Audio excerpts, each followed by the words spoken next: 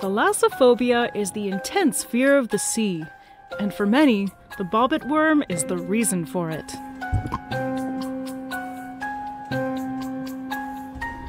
These horrifying marine worms have razor-sharp jaws that can snap their prey in half like twigs before dragging them down into their hellish burrows. The bobbit worm is pure nightmare fuel.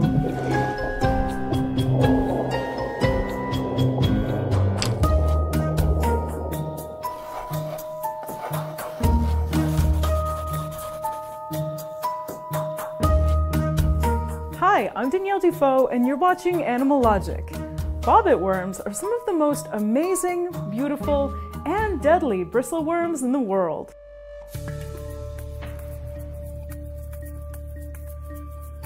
These danger noodles have been around for ages. The oldest bobbit worm dates back to 400 million years ago. These worms are ambush hunters, and from a distance, they look harmless.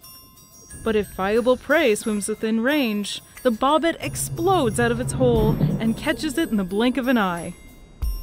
Then the prey is dragged down into the depths of hell and never heard from again.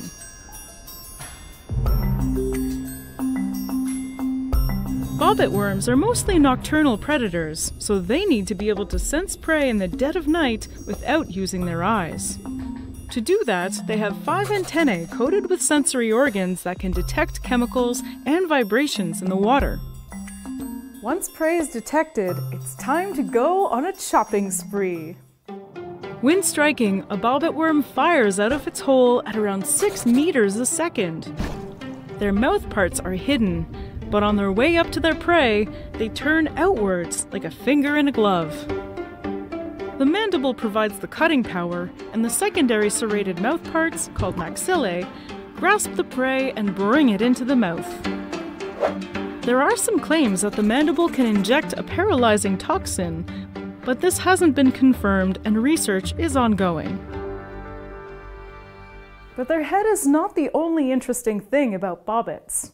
Their bodies can be beautifully iridescent, and they're super long.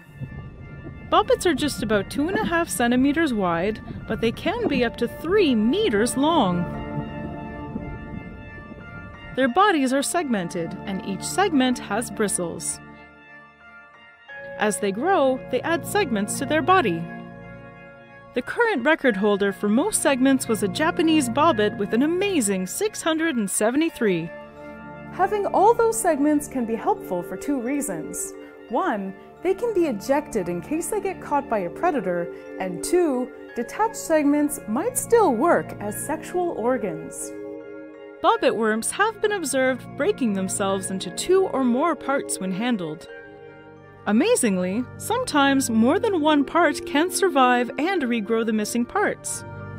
So, by splitting themselves, you get 2 short, genetically identical bobbit worms instead of a single long individual. The sexual aspect of their segment detachment hasn't been confirmed.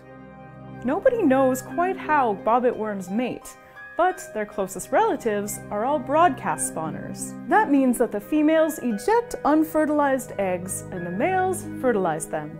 Most bobbits live on the ocean floor at depths of between 10 and 40 meters, so you're unlikely to meet one of them at the beach.